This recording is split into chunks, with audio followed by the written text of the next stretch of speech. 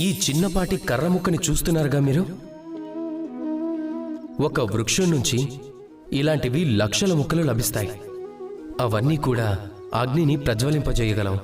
అవి స్వయంగా కాలిపోతూ మనకి భోజనం వండటంలో సహాయపడగలవు. అవి స్వయంగా కాలిపోతూనే అంధకారంలో మనకి ప్రకాశాన్నివ్వగలవు.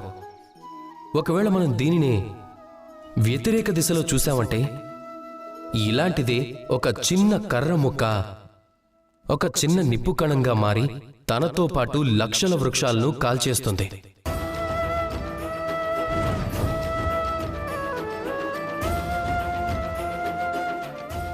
తేడా ఎక్కడుంది? ఉన్న తేడా అంతా కేవలం ఆలోచనది, అలాగే మన మనసుది.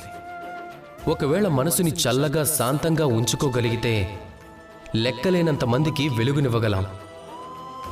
ఒకవేళ క్రోధం లేక ఆవేశాలతో రగిలిపోతూ ఉంటే కేవలం సర్వనాశనమవుతుంది.